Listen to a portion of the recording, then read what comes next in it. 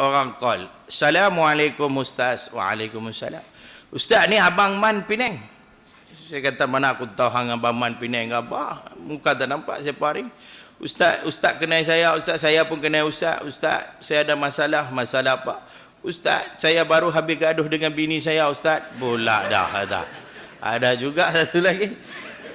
Saya kata mujuklah Abang Man, kamu dah habis, saya udah tengah ni. Ustaz nasihatlah Ustaz, saya ni sayang bini saya Ustaz. Jadi dia minta tolong daripada kita nasihatlah kan. Saya bagi tahu kat isteri saya, take 5. dulu ada call, nanti kita sambung pusingan yang kedua kata dia. Dia pun betul-betul duduk depan saya. Saya ingat selesai dah, dia duduk tunggu round kedua sambil tarik-tarik nafas. Saya sambil tengok wajah dia, saya cakap dengan Abang Man. Saya kata, Abang Man, ni duk lawan-lawan gaduh-gaduh dengan isteri pasal apa? Isteri ni satu anugerah daripada Allah. Daripada alam roh lagi, dialah pasangan kita, Allah dah tetap dah. Pasal apa duk gaduh dengan dia? Isteri saya terkejut. Baik, dalam gaduh pun boleh cakap alim. Dia tahu. Nah, ingat. Sambil saya saja usik dia lah. Saya sambil tengok wajah dia, saya kata, ni, Abang Man dengar elok-elok. Sayyidina Umar kata apa? Sayyidina Umar kata, isteri berletir itu adalah satu hiburan. Tahu tak? Isteri saya terus bangun mai depan muka saya. Dia buat lagu tu, dia jalan terus. Dia tak tahu kebenaran. Tidak kan? Dia tunggu masa. Iblis ini dia tunggu masa saja tuan-tuan bila akan ada satu keadaan sedemikian, Masya Allah. Sebab itulah kita ada dalam satu keadaan yang tidak selamat sebenarnya, Masya Allah. Maka bila Allah redha ke atas kita, Allah selamatkan kita. Sebab tu Allah jawab balik kepada iblis ini. Allah jawab balik kepada iblis dalam surah Al-Hijri ayat 42 pula. Ayat 42 apa Allah jawab? Inna ibadi laisa laka alaihim sultanun. Allah kata, kamu iblis, hai iblis. Dengar elok Allah kata, kamu iblis, sesungguhnya tak ada kuasa ke atas hamba-hamba aku. Hang tak ada kuasa ke atas hamba-hamba aku ni. Pasal apa? Allah redha ke atas kita. Allah sayang ke atas kita. Maka hang tak ada kuasa ke atas hamba-hamba aku. Selepas itu Allah kata apa? Itu yang takut tuan-tuan. Allah kata apa? Illa manittaba'aka minal ghawin. Melainkan mereka yang telah sesat. Masya Allah. Melainkan mereka yang telah sesat. Sebab itulah dalam hidup kita ni tuan-tuan, jangan cari kesesatan. Bila orang tanya saya, apa itu kesesatan? Minta maaf. Apa itu kesesatan? Saya lah, Masya Allah. Bagi saya, kesesatan yang paling besar apabila seseorang itu tidak mampu hidup dalam sibagah Islam. Itu bagi saya. Apabila dia tak mampu hidup dalam sibagah Islam, itulah satu kesesatan yang paling besar dia lakukan. Apa tuan-tuan, Masya Allah? Islam satu rahmat, satu penyelesaian yang Allah bagi pada kita. Bila kita keluar daripada ajaran Islam yang sebenarnya, maka di situ kita sudah mencari kesesatan. Sebab tu Nabi kata, genggamlah Islam ni seperti mana kamu genggam dengan gigi geraham kamu ni, jangan lepas. Allah kata pegang pada paksi Islam ini, Masya Allah. Tapi hari ini kita cenderung ikut orang lain daripada ikut Islam. Ini masalah kita akan. Kita keluar sikit saja daripada sibagah Islam, acuan Islam, maka setan dah tunggu tuan-tuan nak sesatkan kita. Tuan-tuan, hari ini kita tengok tuan-tuan, walaupun kita ni anak Korea banyak tuan-tuan, saya rasa banyak anak Korea sampai sekarang nama pengerusi mereka tak ingat. Tidak. Pemain-pemain antarabangsa EPL mereka ingat. Jadual kuliah surah Al-Ittihadiyah yang penuh satu hari 4 kuliah. Surah paling dahsyat, Masya Allah. Jadual kuliah Ittihadiyah surah Al-Ittihadiyah ni ramai yang tak tahu, sedangkan jadual perlawanan bola sepak ramai tahu. Minggu depan nak lawan siapa pun sudah tahu dah, Masya Allah. Bukankah ini kita dah mencari kesesatan, Masya Allah? Inilah cara-cara kita mencari kesesatan. Apabila seorang itu keluar daripada ajaran Islam yang sebenarnya, Masya Allah, di situ dia mencari kesesatan. Sungguh. Pegang Islam ni kuat-kuat, tuan-tuan, Masya Allah. Hari ini tengok macam-macam duk buat. Peluk anjing tak selesai lagi isu peluk anjing. Kan? Sikit-sikit pergi peluk anjing. Kita kata jangan peluk anjing, dia pergi peluk Korea pula. Jantan-jantan K-pop. Ada tak? Ada. Siap boleh peluk cium dia. 3 orang siap dengan tudung lagi. Boleh naik pantai cium Korea. Siapa tak sedih? Saya sedih sampai saya teriak, tuan-tuan. Saya sedih. Sedih pasal apa? Saya duduk ceramah merata tempat daripada utara Perlis sampai ke Pasir Gudang, Johor Bahru, saya ceramah, tuan-tuan. Sampai sekarang pergi mana pun tak ada seorang pun lari mai peluk cium saya. Sedih. Korea kalau dia pacil peluk. Yang tu saya pun. Mentang-mentang dia kulit putih macam saya pun. Dia berak pun tak basuh, tak sedar. Allah. Nah. Inilah yang kita kata bila kita mencari kesesatan, Allah kata apa? Illa manittaba'aka minal ghawin, melainkan mereka yang sesat. Tuan-tuan, kalau sesat, habis kita, tuan-tuan. Allah tak redha ke atas kita, masya-Allah. Maka syaitan senang akan datang dan menyesatkan kita. Ini sebabnya kita perlukan keredaan Allah supaya kita hidup dalam keadaan selamat daripada ancaman iblis. Yang keduanya, tuan-tuan, masya-Allah, untuk apa kita perlukan keredaan Allah? Untuk mendapat keringanan atas ujian. Ulama kata, sebab hidup kita ni, manusia ni disulami dengan apa? Ujian, tuan-tuan. Kita kadang senang, kadang susah, kadang sakit, kadang sehat. Itu lumrah kehidupan kita. Tujuan hidup kita ni apa dia, tuan-tuan? Tujuan hidup kita adalah diuji. Hidup kita ni ujian sebenarnya, masya-Allah. Itu kehidupan kita. Maka kita nak dapat keringanan daripada ujian itu macam untuk bagaimana caranya, tuan-tuan? Bila kita mendapat keredaan Allah, ujian itu akan nampak macam ringan. Sebab itulah para rasul, para nabi yang paling diuji oleh Allah, termasuk Nabi Muhammad SAW, paling diuji oleh Allah. Tenang aja mereka. Kenapa? Bila mereka memperoleh keredaan Allah, ujian ini tak besar bagi mereka, masya-Allah. Tengok Nabi Ayub alaihissalam diuji oleh Allah Subhanahu wa taala 7 tahun terlantar sakit. Nabi Ayub kan, sehingga tidak boleh bangun daripada katilnya. Tiada seorang sekeliling dia. Tapi bagi dia 7 tahun itu relax aja. Dia sakit apa, wallahu alam, kita jangan siasatlah. Dia seorang nabi, sebab kadang-kadang saya tengok ada juga di kalangan para asatizah, dia boleh cakap Nabi Ayub ni sakit apa. Sakit kulit lah, keluar ulat lah. Allahu Akbar. Itu tidak boleh kita cakap sama sekali, sebab dia seorang nabi. Kita tidak boleh mengaibkan dia. Cukuplah sekadar dia sakit. Itu saja. Jangan siasat dia sakit apa. Kita tidak boleh buat perkara sedemikian. Kita tidak boleh mengaibkan. Lebih-lebih lagi seorang rasul, masya-Allah. Maka Nabi Ayub ni sakit 7 tahun. Bagi dia, dia relax saja. Kenapa? Bila dia mendapat keredaan daripada Allah Subhanahu wa taala, maka ujian yang Allah bagi ke atas dia tu nampak relax, ringan saja, tuan-tuan. Itu sebabnya kita perlukan keredaan. Masa saya, tuan-tuan, awal-awal Islam, 11 tahun dulu. Tahun 2005, hujung tahun 2005, 22 bulan 12, saya rasa ingat lagi. Lagi 2 hari ke apa nak Christmas kot, saya pun tak tahu. Saya pergi masuk Islam. 11 tahun kot, dah 11 tahun dah. Hampir 12 tahun dah Islam. Boleh potong pulut kuning dah. Kan? Saya sebelum Islam, saya anuti 4 agama. 4 agama. Hindu, asal Hindu lah. Tengok color pun tak ada. Masuk Buddha, masuk Bahai, masuk Kristian. 4 agama. Hebat oh. Saya pun tak tahu nama saya tak masuk dalam Guinness Malaysia Book of Record. 4 agama murtad oh. Dengan main-main. Mak dan ayah saya tak pernah ganggu saya. Walaupun ayah saya Tok Sami Besar Pulau Pinang. Sami Besar Pulau Pinang. Bila saya masuk Islam, mak saya halau saya keluar terus. Saya dibuang keluarga. Saya dibuang keluarga sampai ke hari ini. Cuma mak saya saja terima saya dalam 2-3 tahun ni. Mak terima pun bersyarat. Ayah sampai sekarang tak mengaku saya anak dia. Ayah saya. Batu baru-baru ni Deepawali. 18-10 Deepawali kan? Saya berforum dengan Datuk Seri Abu Hassan Din, dengan Ustaz Muttalib Maru, Ustaz Alim Nasir, Tuan Guru Zul, semua kami 5 orang berforum di Ipoh. Datuk main-main tengok saya, dia kata, Ustaz Syamuga Enta telah melakukan satu dosa yang besar. Terkejut saya, kokot saya silap baca hadis ke apa. Berpeluh habis. Saya tanya, apa dosa saya, Datuk? Enta boleh buat apa di sini? Enta kena pergi sambut Deepawali dengan mak enta. Oh, nasib baik, selamat aku. Bukan baca hadis, dia tegak. Saya kata, saya bukan tak nak sambut Deepawali. Datuk dah mereka tak jemput saya. Mak saya kata, hang nak main rumah, main raya ketiga. Raya ketiga, Deepawali ketiga.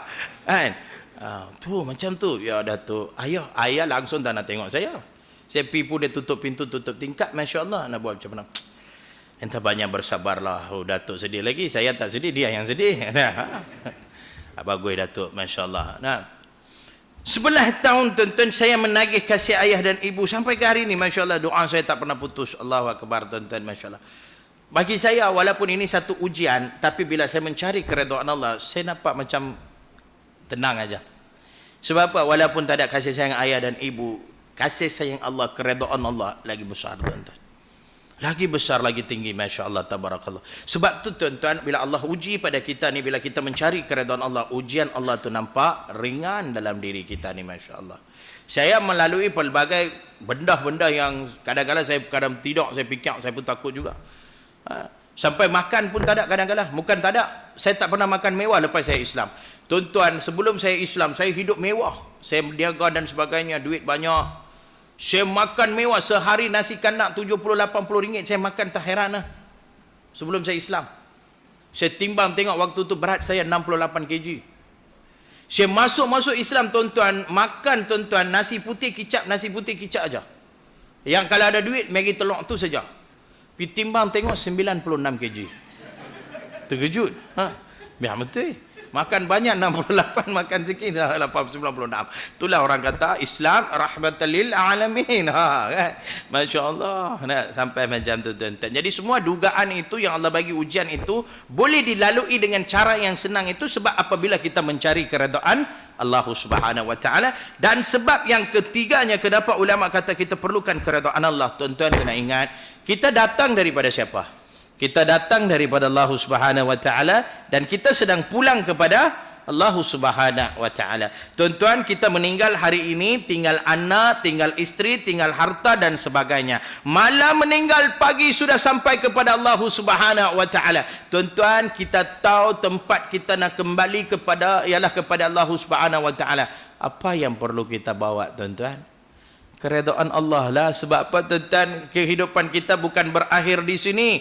Kita ada lagi kehidupan yang sedang menanti kita. Antaranya alam barzah. Lepas pada alam barzah ada lagi ke alam mahsyar. Allah sebut apa dalam surah Al-Mu'minun ayat 100? Wa min waraihim barzakun ila yaumi yub'atsun. Dan mereka akan berada di dalam barzah sehingga dibangkitkan kembali. Untuk apa? Untuk melalui alam mahsyar pula, tuan-tuan. Alam barzah pun belum tahu berapa lama, tuan-tuan. Selama kita berada di dalam dunia ini, tuan-tuan, ada orang boleh bantu kita. Betul tak? Tapi kita sudah dipindahkan, ditransitkan ke alam barzah. Siapa nak tolong kita, tuan-tuan? Isteri kita, anak kita pun tak boleh tolong kita, tuan-tuan, melainkan keredaan Allah Subhanahu wa taala. Dunia tak ada masalah. Dunia di Pulau Pinang ni hari tu, tuan-tuan, kat tempat saya tu, bukan hari itulah, lama sudah lah, saya pergi baca khutbah di satu masjid, Masjid Sungai Bakap, Pulau Pinang. Lepas habis khutbah tu hari tu, sembahyang Jumaat tu, saya ada kuliah muslimat pula dekat Sungai Petani. Jadi yang tu lepas asar. Jadi Sungai Bakap, Pulau Pinang, Sungai Petani, Kedah, dua tempat. Jadi di Pulau Pinang hari Jumaat kalau kita nak pakai kereta, tuan-tuan, memang payah. Jadi saya buat keputusan bawa motor. Saya pun pergi bawa motor, habis khutbah semua selesai, habis makan, terus saya bawa motor, saya pun pergi lah, nak pergi ke Masjid Sungai Petani itulah. On the way saya pergi, ada dekat satu roundabout tu, dekat Pulau Pinang, satu kereta terkeluar. Jadi saya tak boleh elak, saya terus langgar dia. Saya langgar dia, tuan-tuan, saya pusing 3-4 kali. Macam pandai lela Renault tu. Kan? Aku pusing, saya doa, ya Allah jangan patahkan tulang aku sudah, ya Allah aku kena berdakwah ni. Jatuh, bukan muatah. Alhamdulillah hidup lagi, tuan-tuan. Kita okey, buat tangan, okey, tangan tak patah. Saya nak bangun tak boleh bangun. Awak tak boleh bangun, pinggang saya patah ke apa ni? Saya gerak-gerak pinggang, tengok, okey, pinggang tak patah. Habis kenapa tak boleh bangun? Kaki saya patah ke apa? Saya gerak-gerak kaki, tengok kaki pun tak sakit, tak patah lah kira tu. Habis kenapa saya tak boleh bangun ni? Apa masalah saya ni? Tengok, motor saya ada atas badan saya. Allah, patut tak boleh bangun. Mai-mai seorang Cina. Lu okey kak? Okey apa? Hang angkatlah motor dulu baru dah tahu okey tak okey. Ayah, dia pun tarik motor. Dia tarik motor, tuan-tuan, saya pun bangun-bangun, buat tangan, kaki semua. Alhamdulillah, tak ada apa yang patah, tuan-tuan. Cuma tangan saja luka. Daripada sini sampai ke siku, tangan, darah tak berhenti. Masya Allah. Oh. Saya tengok waktu tu ramai mai tolong saya, Masya Allah. Lepas tu saya telefon isteri saya, yang abang insiden, tu dah. Saya kata kalau saya telefon, artinya saya elok lagi. Mai ambil saya. Dia pun main dengan kereta ambil saya. Saya pergi berhenti dekat satu masjid, saya cuci luka saya, lepas tu masuk dalam kereta. Isteri kata, pergi klinik ke abang? Bukan, pergi Sungai Petani, ada kuliah. Abang biar betul kata. Aksiden macam ni pun nak pergi buat kuliah apa? Kata, Ustaz misali. Kan? Saya kata, kamu diam, kamu tak tahu apa. Kata, kamu tak tahu apa. Peninglah dengan abang ni. Lantak abang lah sakit, abang juga sakit kan. Saya pun pergi buat kuliah tuan-tuan. Bayang tengok kan dalam keadaan sakit. Saya lipat tangan macam ni. Saya pun berkuliah lah, darah menitis tuan-tuan. Hari tu tuan-tuan kuliah muslimat pula. Tuan-tuan. Kan? Muslimat ni dia cepat simpati, tidak? Dia tak tengok wajah saya, dia tengok darah yang menitis tuan-tuan. Hari itu tuan-tuan, mereka sedekah dekat saya hampir RM900 tuan-tuan. Itu yang saya kata dekat isteri saya, hang tak tahu, hang duduk diam. Taktik tu. Kalau saya ikut isteri saya pergi klinik, saya kena keluar duit saya. Tidak kan? Itu saya kata, diam kan. 45 minit punya kerja, Ustaz. Kan? Mereka pun main, Ustaz. Kesian tengok Ustaz. Ustaz pergi klinik, Ustaz nak kak bagi 50. Kak tak apa kak. Ustaz simpan, ambil, simpan. Bismillah kata saya balai hari tu. Tuan-tuan, waktu saya accident, saya nampak ramai tolong saya. Tak kira bangsa, tak kira kulit. Cina paling ramai. Yang paling ramai, India. Dia punya geng kot. Dia aneh, okey kah? Okey lah. Itu dunia tuan-tuan. Kelani kita keluar, kalau kita nampak seorang India jatuh tuan-tuan, kita angkat tak angkat dia? Kita angkat, itu dunia. Tapi bila dipindahkan ke alam barzah, siapa nak bantu kita macam tu tuan-tuan? Tak ada. Sebab itulah kita perlukan keredaan daripada Allah Subhanahu wa taala supaya di sana kita selamat. Habis sana di Mahsyar. Mahsyar pula ada ulama yang tulis dalam kitab-kitab mereka, cari jalan saja di Mahsyar 50,000 tahun tuan-tuan.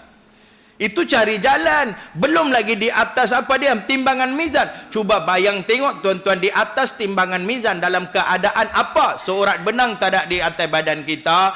Sesak. Sesak pasal apa? Manusia dibangkitkan daripada zaman Nabi Adam AS sehingga kiamat. Bayang tengok dalam keadaan sedemikian, keaiban kita dipaparkan pula sedemikian. Keaiban kita. Sekarang apa yang kita buat? Kadang-kadang kita pun sudah lupa, tapi sebenarnya semua itu sudah dirakam, akan dipermainkan di sana. Waktu itu kita nampak, ulama kata malunya kita waktu itu. Apabila keaiban kita dipaparkan, malunya kita, sehingga pipi kita ni, isi pipi kita ni, bukan naik merah, jatuh terus. Ulama kata, pipi luruh jatuh tuan-tuan. Allah, sebab malunya kita. Macam mana kita nak menghadapi keadaan sedemikian tuan-tuan? Itulah sebabnya kita perlukan keredaan daripada Allah Subhanahu wa taala. Allah redha, tiada mahsyar bagi kita, dihisab terus ke syurga tuan-tuan. Allahu akbar. Jadi ini tiga sebab kenapa ulama-ulama tasawuf kata kita perlukan keredaan Allah Subhanahu wa taala. Baik, ini kenapa. Sekarang kita cari bagaimana Allah nak redha ke atas kita. Bagaimana kita nak mencari keredaan Allah tuan-tuan. Dalam masa yang sedikit ni saya kupas. Bagaimana nak mencari keredaan Allah? Tuan-tuan, keredaan Allah datang dalam tiga cara ulama kata. Yang pertama tuan-tuan, Allah redha ke atas kita kalau kita redha ke atas diri kita sendiri. Di mana kita berada tuan-tuan, Masya Allah tuan-tuan, apa yang sedang kita buat, apa yang sedang kita lakukan, di mana taraf hidup kita, semua ini kalau kita redha, Allah redha ke atas kita. Allah pun redha ke atas kita tuan-tuan. Kehidupan kita ni tuan-tuan macam mana? Kira macam mana? Kehidupan kita ni tuan-tuan adalah satu benda yang kita telah redha sebelum ditiupkan ke dalam perut ibu kita. Allah dah paparkan kepada roh kita, kehidupan kita, ajal kita, rezeki kita, pasangan kita. Betul tak? Setuju, tiup. Kalau tak setuju apa jadi? Dia takkan lahir, ulama kata. Sebab itulah ulama kata berlaku keguguran di kalangan wanita. Sebab tu berlakunya lahir-lahir terus mati. Pasal apa? Dia tak redha, maka dia takkan lahir. Yang kita besar panjang ni apa cerita? Ulama kata kita adalah orang yang telah redha. Kita setuju. Hari itu di alam roh tu, masa Allah nak tiupkan kita ke dalam janin ibu kita, kita redha. Kita terima. Tapi mai tang dunia, kita lain. Kita tak boleh terima. Tidak. Tengok orang ni, Allah, dia ni lebih kaya daripada aku. Mana boleh? Aku pun siang malam kerja, hidup aku macam ni juga. Selalu suka buat perbandingan. Selalu suka buat perbandingan. Pasal apa? Ada satu penyakit. Apa dia? Penyakit hati ni. Inilah yang punca kita tak boleh redha dengan kehidupan kita hari ni. Tengok apa pun rasa tak puas hati. Tengok apa pun rasa tak puas hati. Sebab tu Nabi sebut dalam satu hadis sahih, wa inna fil jasadi mudghah, Nabi kata, iza salahat salahal jasadu kullu, wa iza fasadat fasadal jasadu kullu, ala wahyal qalb. Ketahuilah di dalam badan manusia ni ada seketul mudghah, iaitu daging. Nabi kata, iza salahat, kalau dia baik, salahal jasadu kullu, baiklah semua jasad dia. Nabi kata, wa iza fasadat, dan kalau dia buruk, fasadal jasadu kullu, buruklah semua jasad dia. Ala wahyal qalb, ketahuilah itulah hati kamu. Nabi kata, itulah hati kamu, tuan-tuan. Satu benda yang sampai ke hari ini kita tak boleh tarbiyah dia, tuan-tuan. Cuba hari itu, tuan-tuan, masya-Allah. Saya nak tanya sikitlah. Katakanlah hari itu sembahyang tarawih kan, sunat tarawih. Sini buat 23 rakaat. Katakanlah sebelah sana masjid, surau sebelah sana, lintas jalan saja, ada satu surau dia buat 8 rakaat saja. Yang mana kita cari, tuan-tuan? Tak ada buat warak, tuan-tuan. Semua buat 8. Tidak, semua pergi kat 8. Tidak, masya-Allah. Cubalah imam yang baca, imam tarawih tu dia baca surah yang panjang 23 rakaat. Kita duduk belakang kata, "Abah, aku dah bagi tahu dah dekat pengurusi hari tu, jangan bawa mai imam Kemboja, depa bawa juga imam Kemboja. Dia ni hari-hari surah gajah aja. Ketak lutut aku." Ada dah kita sebut dalam hati? Banyak. Banyak kita, tuan-tuan, daripada hati, tuan-tuan, duk maki amun orang, masya-Allah. Duk maki amun orang, tuan-tuan, masya-Allah. Sebab tu Nabi sebut dalam satu lagi hadis, la yastaqimu imanu abdin hatta yastaqima qalbuhu. Iman kamu takkan cantik, iman kamu tu takkan lurus lagi dalam ni, hati ni tak bersih, tuan-tuan, masya-Allah. Jadi, tuan-tuan, masya-Allah, tabarakallah, belajarlah, masya-Allah, redha atas apa yang berlaku ke atas kita hari ni. Ustaz, saya ni ustaz, dulu kawan dengan dia ni ustaz, tengok ustaz dia ni tiba-tiba boleh jadi kaya, saya hidup saya macam ni saja. Kita tahukah dia kaya dia tu senang? Cuba tengok majalah Forbes. Orang paling kaya di China siapa dia? Cuba siasat latar belakang hidup dia. Orang paling kaya di China, harta dia 36 bilion USD. Harta dia 36 bilion USD. Orang paling kaya di China dia. Tahu tak hutang dia berapa? 100 bilion USD. Oh, kaya apa tu? Belum tentu dia ada 36 bilion harta dia USD tu, dia ni hidup mewah. Dalam hati dia berapa banyak sakitnya hati dia? Berapa banyak yang dia kena tanggung, tuan-tuan, masya-Allah. Sebab tu jangan buat comparison, tuan-tuan, jangan kita buat perbandingan, tuan-tuan. Cukuplah apa yang Allah sudah bagi kepada kita. Apa yang Allah bagi kepada kita tu adalah yang terbaik daripada Allah Subhanahu wa taala. Jadi, tuan-tuan, redolah dengan kehidupan kita. Ada keredaan Allah, nescaya kalau kita redha dengan kehidupan kita. Sebab itulah kita kena belajar terima keadaan. Ni sagi balik-balik tengok, kalau orang tercuri selipar kita, apa perlu kita buat? Redha ajalah. Saya pergi baca khutbah di Pulau Pinang, khatib pun tak selamat, selipar kena balas. Lalah dia bagi selipar jamban saya pakai habis. Sahabat saya ustaz seorang pergi pula minggu depan, selipar dia pun kena balas. Tapi yang jadi cerita, sahabat saya ni yang pergi baca khutbah tu, pencuri selipar tu kena tangkap. Dia pun tangkap dah. Dia kata, ni kawan ni, dia ni selipar saya. Dia pun tangkap, dia kata, apa hang ni tak malu kau curi selipar ustaz? Dia kata, apa cakap elok, aku bukan curi. Habis apa hang duk pakai selipar ustaz siapa? Ustaz yang suruh ambil, dia kata. Hai. Sahabat saya tanya, bila masa aku suruh ambil, aku tak kenal hang pun. Lah ustaz lupa kata tadi masa khutbah, hujung-hujung khutbah ustaz kata apa? Tinggalkan yang buruk, ambillah yang baik. Saya pun tinggal selipar buruk, saya ambil yang pelok. Ulah dah. Sahabat saya sedekah terus selipar dia kata dia. Ada juga orang faham macam tu lah. Pening dengan orang macam ni. Jadi redha pilah, tuan-tuan. Redha pi, masya-Allah.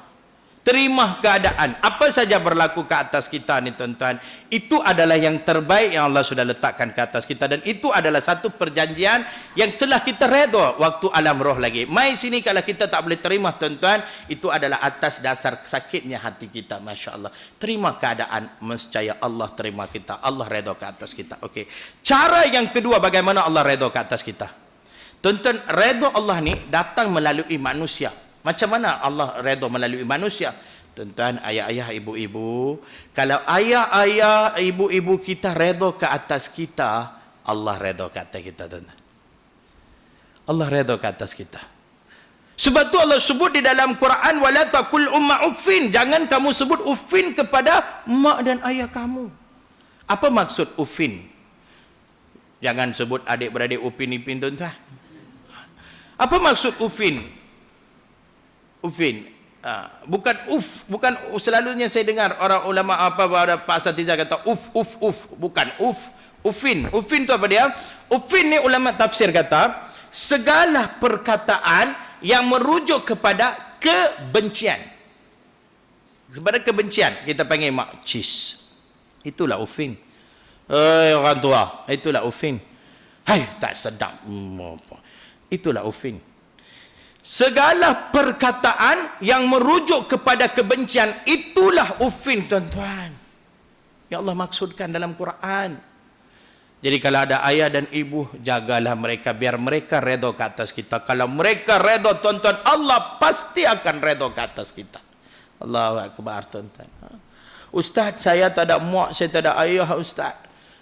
Tak ada mak, tak ada ayah. Tak apa, don't worry. Allah bagi 5 choice of parents. Oi, welcome to London. Allah bagi kita 5 jenis mak dan ayah yang kita tidak boleh ufin kepada mereka. Siapa dia? Yang pertama, mak dan ayah kandung kita. Yang kedua, mak dan ayah tiri kita. Yang ketiga, mak dan ayah susuan kita. Yang keempat, mak dan ayah mertua kita. Dan yang kelima, mak dan ayah angkat kita yang jaga kita daripada kecil. Ini 5 jenis mak ayah yang Allah sebut jangan ufin terhadap mereka. Tak ada mak ayah, mak mertua dah, bapa mertua dah, jaga mereka. Kalau mereka redha ke atas kita, Allah pun redha ke atas kita. Tapi lazimnya kalau mak mertua mai rumah, kita kata apa? Mai dah orang tua ni pakai habis beras saja. Kan? Dia ambil beras elok-elok, dia pergi sumbat bawah katil. Dia pergi beli beras penjara 35% hancurnya. Mak nak bahai makan dia tu pagi. Saya, tuan-tuan, saya bagi mak mertua saya, tuan-tuan, beras basmati.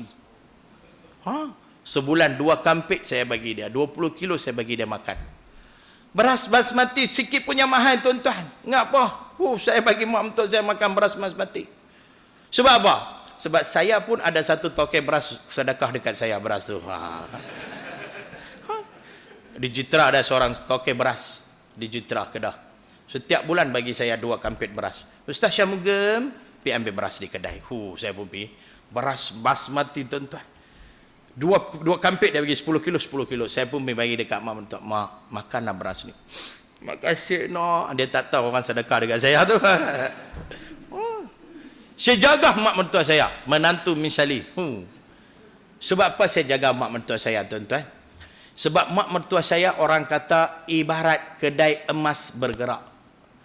Barang kemas dia penuh satu badan, tuan-tuan. 10 jari cincin. Rantai leher berkilo-kilo. Bukan bergram-gram, kilo-kilo. Saya nampak hari tu dia buka satu cincin yang dia beli zaman dulu. Dia beli dapat berapa ratus aja cincin tu. Dia nak tukar dengan rantai tangan. Cincin itu dia beli 3,900. Itu baru satu cincin. 10 jari penuh dengan cincin. Belum lagi rantai tangan, rantai leher. Itu saya jaga. Mana nak tahu saya jadi waris kepada semua emas-emas tu. Wallah, kan? Saya jaga sungguh mak mertua saya. Bagi basmati. Kan dia. Tuan, mak mertua kita, ayah mertua kita redha ke atas kita. Allah pun redha ke atas kita, tuan-tuan. Begitu juga bagi mana-mana isteri yang mencari keredaan suami dia, Allah redha ke atas mereka.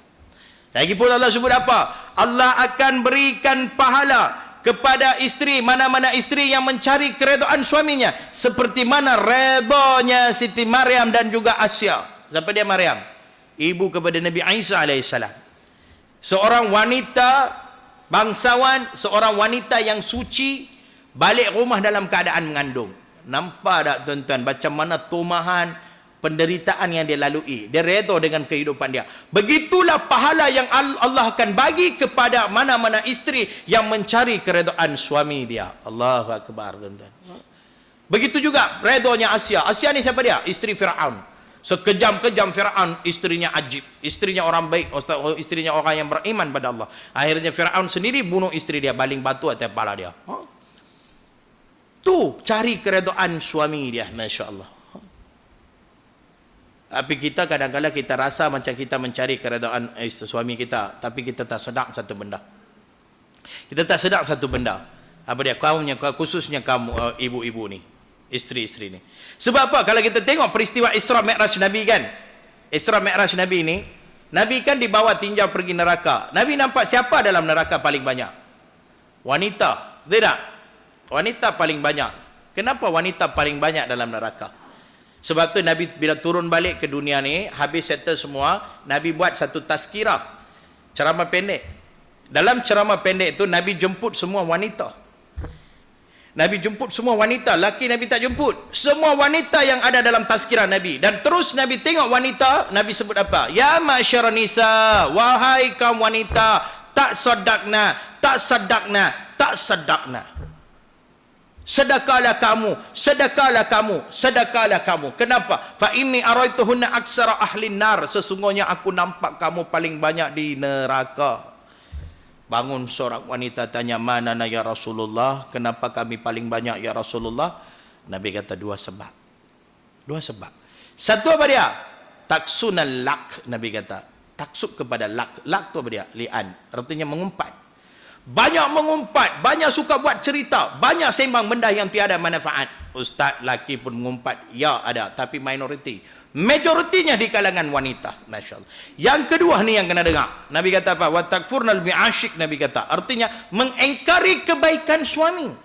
Ustaz, saya dengan suami saya baik saja Ustaz. Kami mai semayang pun sekali. Apa dosa saya dengan suami saya? Contoh, kita tanya apa dosa kita kan? Contoh. Ulama kata, bila seorang wanita dia keluar daripada rumah pergi kerja, kan? Di tempat kerja tu dosa dia tak banyak. Tak banyak. Tetapi bila dia pulang balik ke rumah, malaikat tak berhenti-henti tulis dosa dia di rumah dia. Contoh, dia balik kerja pukul 6.30 petang. Suami balik pukul 4.30 petang. Siapa balik dulu? Suami balik dulu. Tidak. Bila isteri masuk, suami tanya, yang balik, baru balik bang, letih bang, jalan jam bang, section 25 tu ada auto accident ke apa tak bang. Oh ya kak, yang tolong buat kopi secawan. Apa kita jawab? Bila suami suruh buat kopi secawan dalam keadaan sebegitu, bang agak-agak lah bang, cek balik pukul 6.30, abang balik pukul 4.30, abang balik dulu, apa salahnya abang buat lah. Dalam tu ayat panas ada dalam flash. Serbuk kopi semalam saya beli dah, gula pun ada, apa salahnya abang bancur sendiri bang. Letih bang, saya pun cari juga rezeki, sama-sama lah bang, abang buat lah. Ada malaikat tulis, suami minta kopi secawan, dia suruh kopi buat sendiri. Malaikat tulis. Kadang-kadang kan kita bagi gelaran, kan gelaran Abang Roy. Abang Roy ni apa? Perut boroy. Abang Roy. Kalau buncit Abang Bon. Abang buncit Bon. Macam saya Pak Tam. Ada tak? Malaikat tulis ya. Abang Roy, Abang Mon, Pak Tam, suamiku Sotong, Doraemon, semua dia tulis. Kadang-kadang kan suami mai. Teringinlah nak makan gulai. Kan ada kan? Teringinlah hari ni cuti hari Ahad. Kan? Teringin nak makan gulai. Lepas tu dia pun keluar. Isteri buka peti ais tengok ada daging korban. Daging korban hari tu punya. Ada lagi. Oi, aku tak masak lagi kah daging ni. Dia pun ambil buat sup. Dia buat sup. Suami minta apa? Gulai. Yang dia pergi masak sup ni pasal apa? Malaikat tulis. Suami minta gulai, dia pandai-pandai pergi masak sup. Masya Allah. Tu tulis. Itulah saham kita sebenarnya, Masya Allah, kita tersedar. Walaupun benda ni remeh, tapi inilah yang sebenarnya saham kita. Maka mana-mana isteri yang mencari keredaan suami dia, Allah pasti akan redha ke atas isteri itu. Masya Allah. Begitu juga mana-mana suami, bila dia melaksanakan tanggungjawabnya sebagai seorang suami atau sebagai seorang ketua keluarga dengan bersifat adil, Masya Allah, Allah redha ke atas mereka. Ini cara Allah redha ke atas kita. Dan yang terakhirnya, cara yang ketiganya tuan-tuan, redha Allah ini tuan-tuan datang melalui peristiwa. Apa peristiwa itu? Musibah. Musibah.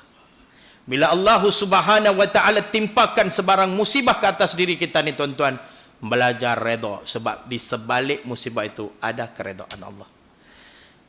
Baru-baru ni di sini kot, Mahat Tafiz Darul Ittifaqiyah kan, Masya Allah tuan-tuan, terbakar, hampir 23 orang terbunuh. Ada seorang ibu yang kehilangan 3 anaknya berturut-turut.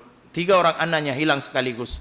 Nescaya kalau ibu itu redha ke atas musibah yang menimpa dirinya, ya Allah, aku redha ya Allah atas pemerigian anak-anak aku ini ya Allah. Aku yakin ya Allah mereka akan tarik aku nanti di syurga ya Allah. Aku redha dengan musibah ni. Allah pasti sudah redha ke atas ibu tu tuan-tuan. Sebab tu apabila kita ditimpa musibah tuan-tuan, cuba belajar redha. Sebab apa tuan-tuan?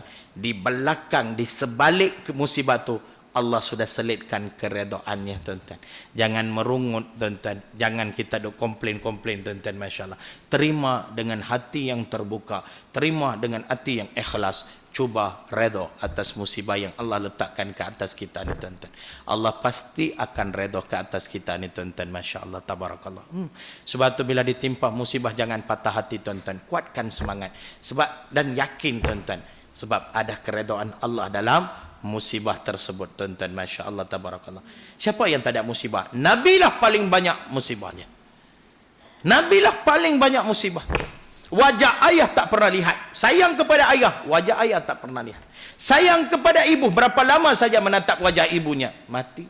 Sayang kepada datuknya mati. Sayang kepada bapa saudaranya pun mati. Sayang kepada istrinya pun mati. Sayang kepada sahabatnya ramai mati. Sayang kepada anak-anak lelaki semuanya mati. Sayang kepada cucunya dua-dua pun mati. Allah tak pernah pun turunkan musibah sebegitu pada kita tuan-tuan. Tapi Nabi tenang saja. Kenapa? Sebab Nabi kata yang besar itu bukan musibah. Yang besar itu adalah bagaimana kita nak menerima musibah itu. Masya Allah. Kalau nescaya kita boleh terima, kita boleh redha dengan musibah yang Allah timpakan ke atas kita, Allah pasti akan redha ke atas kita ni tuan-tuan. Masya Allah. Ini 3 cara bagaimana Allah redha ke atas kita ni tuan-tuan. Masya Allah, tabarakallah tuan-tuan. Sebab itulah tuan-tuan, redha Allah ni satu benda yang sangat-sangat berharga dalam hidup kita tuan-tuan. Masya Allah, tabarakallah. Dan Allah Subhanahu wa taala suruh kita balik. Balik macam mana tuan-tuan? Balik macam mana tuan-tuan? Cuba kita tengok merujuk surah Al-Fajr ayat 27 hingga 30. Tuan-tuan baca dengan hati yang penuh kekusyukan, dengan penuh keimanan. Ayat tu seolah-olah kita akan rasa macam Allah panggil kita. Allah Subhanahu wa taala memanggil kita dalam keadaan macam mana? Dalam keadaan yang cukup manja dan penuh dengan kasih sayang. Allah panggil bagaimana? Ya ayyatuhan nafsul mutmainnah irji'i ila rabbiki radiyatan mardiyah. Fadkhuli fi ibadi wadkhuli jannati. Wahai jiwa-jiwa yang tenang, roh-roh yang tenang, kembalilah kepada aku. Allah panggil kita balik kepada dia. Kembalilah kepada aku. Dengan nada yang cukup sayang, manja Allah panggil kita. Oi manusia, mai balik. Allah tak panggil macam tu. Wahai jiwa-jiwa yang tenang, roh-roh yang tenang, kembalilah kepada aku. Dalam keadaan puas dan diredai. Masuklah bersama-sama dengan hamba-hamba aku. Dan masuklah kamu ke dalam syurga aku ni. Masya Allah. Syurga tuan-tuan. Allah jadikan syurga untuk kita ni tuan-tuan. Masya Allah. Sebab itulah kalau orang tanya saya, susah kan nak masuk syurga? Tak. Apa kata susah nak masuk syurga? Susah kan nak dapat pahala? Senang nak cari pahala. Ni pun berapa ribu pahala tuan-tuan dah dapat. Belum dikira jalan-jalan kaki tuan-tuan tadi nak mai ke surau. Masya Allah. Belum kira solat berjemaah tadi. Belum kira pahala duduk dalam majlis ilmu ni. Senangnya cari pahala dalam Islam ni tuan-tuan. Allah bagi satu anugerah yang besar pada kita. Bila orang tanya susah kan nak masuk syurga, Allah tak susah pun. Tak susah pun, senang. Itu yang Allah bagi tahu dekat kita, tuan-tuan. Lazimnya bila seseorang itu patah hati, kita sebagai kawan, kita nasihat dia, bagi semangat, betul tak? Begitu juga macam kita ni, hamba Allah Subhanahu Wa Taala, mesti tertanya-tanya dalam diri kita, ya Allah, aku ni dosa banyak, ya Allah, layakkah aku masuk syurga kamu, ya Allah? Kita tanya macam tu kan. Allah sendiri bagi kata semangat pada kita. Allah sendiri bagi kata semangat pada kita. Apa dia Allah bagi tahu, tuan-tuan? Surah Zumar ayat 53. Qul ya ibadiyalladzina asrafu ala anfusihim. Katakan kepada mereka, Muhammad, kepada hamba-hamba aku ni. Siapa dia? Yang telah melampaui batas diri mereka tu. Siapa dia? Kita. Allah suruh bagi tahu dekat kita yang penuh dengan dosa ni. Apa yang Allah suruh bagi tahu? La taqnatu min rahmatillah. Jangan kamu putus asa dari rahmat Allah. Kita kan selalu putus asa kan, ya Allah, banyaknya dosaku. Allah jawab apa? La taqnatu min rahmatillah. Jangan kamu putus asa dari rahmat Allah. Dosaku banyak, ya Allah. Innallaha yaghfiru dzunuba jami'a. Sesungguhnya Allah akan ampunkan dosa-dosa kamu semua, jami'a, semuanya. Kenapa? Innahu huwal ghafurur rahim. Dialah Maha Pengampun lagi Maha Penyayang. Masya Allah. Jadi peluang demi peluang demi peluang Allah bagi. Allah dah tunjukkan kasih sayang dia terhadap kita. Walaupun dosa banyak ni, tuan-tuan, Allah kata jangan putus asa. Dosa kamu banyak sebesar gunung pun aku boleh ampunkan dosa-dosa tersebut. Masya Allah. Allah boleh ampunkan sebab Allah bersifat Ar-Rahman Ar-Rahim. Masya Allah, tabarakallah, tuan-tuan. Maka ini hari yang terbaik bagi kita. Kita semua taubat. Dan yakinlah Allah akan terima taubat kita, Masya Allah. Semua dosa kita Allah akan ampunkan. Dan Allah akan masukkan kita ke dalam syurganya. Syurga Allah buat untuk kita, Masya Allah. Pasal apa Allah tak bagi kita masuk? Boleh masuk, tuan-tuan, Masya Allah. Nah, fahamilah kasih sayang Allah Subhanahu Wa Taala. Allah sedia redha ke atas kita ni, tuan-tuan, Masya Allah. Kalau kita sudah bersedia menerima keredaan Allah Subhanahu Wa Taala, Masya Allah, saya rasa cukuplah sekadar itu, tuan-tuan, Masya Allah. Tuan-tuan, saya ni percaya satu benda. Saya tak ada apa nak bagi kepada tuan-tuan. Cuma saya percaya satu benda. Apa dia? Hidayah. Saya sangat-sangat percaya pada kuasa hidayah Allah Subhanahu Wa Taala. Sebab tanpa hidayah Allah Subhanahu Wa Taala, mana mungkin yang bakal kena jadi Sami? Keluarga Sami yang patut kena jadi Sami suatu ketika dulu benci Islam. Hari ini saya boleh menjadi seorang Islam. Kalau artinya inilah kuasa hidayah daripada Allah Subhanahu Wa Taala. Jadi tuan-tuan, saya sangat-sangat percaya pada hidayah Allah Subhanahu Wa Taala. Maka demi hidayah yang Allah Subhanahu Wa Taala berikan pada saya ni, tuan-tuan, saya doa pada pagi ini, tuan-tuan, pada Allah Subhanahu Wa Taala. Moga Allah ampunkan semua dosa-dosa tuan-tuan yang ada di sini, termasuk ahli keluarganya sama, Masya Allah. Dan moga Allah redai semua kita, dan moga Allah himpunkan kita di dalam syurganya. Amin, amin ya rabbal alamin. Saya cukuplah, tuan-tuan, sekadar itu daripada saya. Mohon maaf atas kelewatan saya datang ke sini, Masya Allah. Kena datang daripada Pulau Pinang, saya pergi Melaka terus dari semalam. Habis-habis terus cabut mai sini, Masya Allah. Itulah sebabnya lambat, Masya Allah. Dan jutaan terima kasih, tuan-tuan, kerana Surah Ittihadiyah banyak memberi peluang untuk saya berdakwah. Saya tak tahu ni kali yang keberapa saya datang, Masya Allah. Harap-harap ini bukan persinggahan saya yang terakhir. Kita jumpa lagi dalam kuliah-kuliah yang akan datang. Andai kata kalau saya datang ke negeri Selangor ini, Masya Allah. Itu saja daripada saya. Akhir kalamnya, ana Hindu main ulat bulu. Thank you, I love you. Hadza wabillahi taufiq wal hidayah. Assalamualaikum warahmatullahi wabarakatuh. A'udzubillahi minasyaitonir rajim. Bismillahirrahmanirrahim. Alhamdulillahi rabbil alamin wassalatu wassalamu ala asyrafil anbiya wal mursalin sayyidina Muhammadi wa ala alihi wa sahbihi ajma'in. Allahumma inna nas'aluka salamatan fid din wa afiyatan fil jasad wa zihadatan fil ilm wa barakatan fi rizq wa taubatan qabla al maut wa rahmatan indal maut wa maghfiratan ba'dal maut. Allahumma jam'ana hadza jam'an marhuma wa tafarruqana min ba'di tafarruqan masuma. Rabbana la tuzigh qulubana ba'da idh hadaytana wa hab lana min ladunka rahmatan innaka antal wahhab. Rabbana zalamna anfusana wa in lam taghfir lana wa tarhamna lanakunanna minal khasirin. Rabbana atina fid dunya hasanah wa fil akhirati hasanah wa qina azaban nar wa qina azaban nar wa qina azaban nar. Sallallahu ala sayyidina Muhammad wa ala alihi wa sahbihi wasallam. Walhamdulillahi rabbil alamin. Amin. Taqabbalallahu minkum.